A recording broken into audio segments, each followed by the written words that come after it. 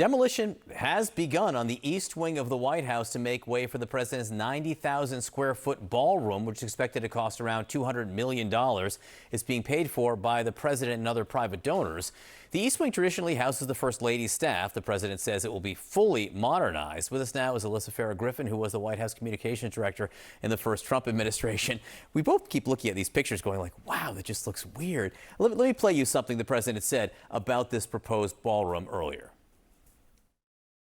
It won't interfere with the current building. It'll be near it, but not touching it, and pays total respect to the existing building, which I'm the biggest fan of. It's my favorite place. I love it. So he said it won't interfere with the current building. He said that back in July here. It seems to be interfering with a big chunk of the building that got knocked down here. How surprised are you that he's doing this? Well, listen, he advertised he was going to do this. And I do remember in the first term, he had this huge frustration with the fact that he couldn't do massive state dinners that you'd see in other countries. So like the state room can only hold something like 150. The East room, maybe a little more than that. So he's always wanted this grand ballroom, something that you would see in England or something.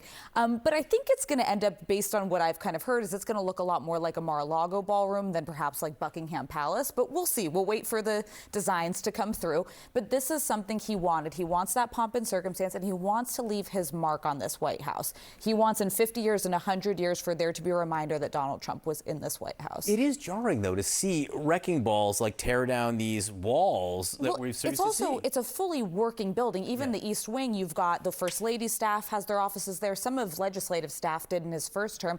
So even when construction starts, I wonder what that's going to be like during the day, because I imagine he's going to want to move very quickly here. He's going to want his ballroom soon. He's certainly not going to want the next guy to inherit it in 3 years. So it's not just this, right? He also paved over part of the Rose Garden here. Yeah, and the theme seems to be Mar-a-Lago, but make it DC, because you see the new Rose Garden. You've got even the umbrellas from Mar-a-Lago, those sort of yellow country club looking ones.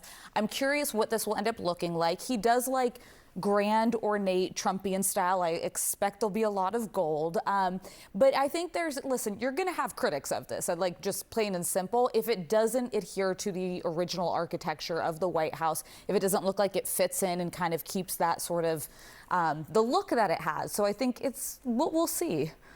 What do you think the next president will do? I guess when you're talking about the ballroom, they're not going to change that. That is what it is. But I do wonder about the Rose Garden. I could see somebody going back to that. Like, listen, Trump complained both on the South Lawn and the Rose Garden. It's hard for events. The chairs, the risers, they sink into the ground. Women's shoes do. That's a very legitimate concern. But I think the paving over it, I could see somebody later actually deciding that they want to change that. So the president also last week unveiled plans to build a triumphal arch, which some are calling the Arc de Trump, across from the Lincoln Memorial. I mean, how far do you think he's going to push this remaking of Washington, D.C.? I think he's going to push it quite far. I mean, listen, from the Kennedy Center becoming practically the Trump Center with his board of directors, him hosting events there, I think he wants to leave his mark on Washington. There is a comfort level that Trump has in the second term that he did not have in the first term. It was a lot of learning the building, learning the machinations of government, and now he wants to leave his mark on history, so I expect you're going to see even more of this. You were in the White House, just very quickly. How much did he talk about building stuff when he was there? The ballroom was a real concern because it is tough when you want to do something large. You can have to expand to the outside or open up doors. There isn't something that can really fit if you want 300, 400 people. So this was a long-term concern. The Rose Garden as well, I didn't think he was going to go full concrete. I thought maybe like some lattices, something a little, I don't know, more garden-y. You can play Foursquare out there, even 9 square if you have enough chalk. Alyssa Farah Griffin, great to see you tonight. Thank you so much. Thank you. The current renderings of the privately funded ballroom are very much a reflection of Trump's style. Gold and crystal chandeliers, gilded Corinthian columns, these gold floor lamps, checkered marble floor. The president lauded the $200-some million project today as he was hosting LSU and the LSU Shreveport championship baseball teams at the White House.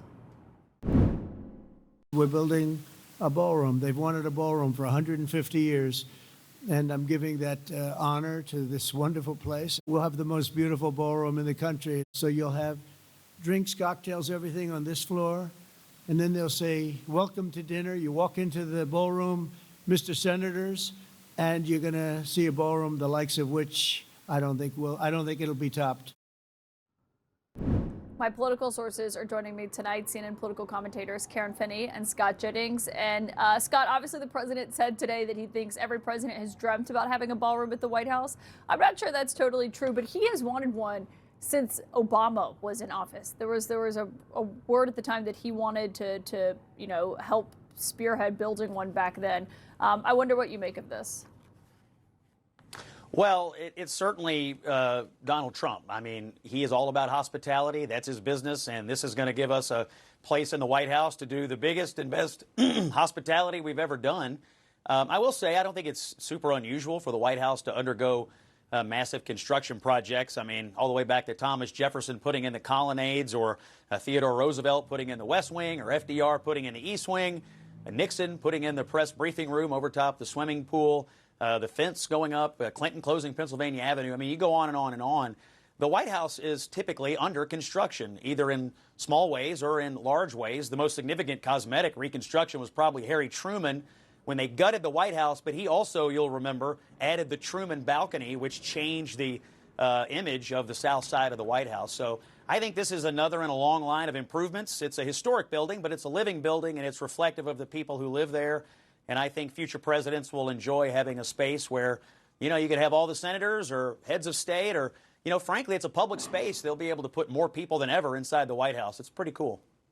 Yeah, the Trumans actually had to live in the presidential guest house, the Blair House, for some time. But that was because, the White House was kind of unlivable. It was unstable to the point where they shouldn't be living there at that point. But Karen, what are your thoughts? Well, as I mentioned on this program a couple weeks ago, I think it's fairly grotesque to begin construction, just the optics of beginning construction on a grand ballroom at a time when the government is shut down, inflation is still high, costs are still high. We saw new economic indicators coming out today actually showing that middle and lower income Americans are falling behind in car payments, which is an early indicator. So I think even if you believe that this was a good idea, I would say the timing is horrible. And look, personally, it was a little shocking to see those images, having worked in the White House. I mean, there's so much beauty and history in the East Wing. So it's sad to see that, that huge hole there. And I would just mention that some of the other things, the changes that Scott mentioned, those were additions. This is a subtraction, I guess, in an addition, but it really changes, I think, in many ways what the people's house is supposed to be about, which is not necessarily a grand ballroom with crystal chandeliers, but it's about, the American people. So again, I just also think the construction timing is really just gross.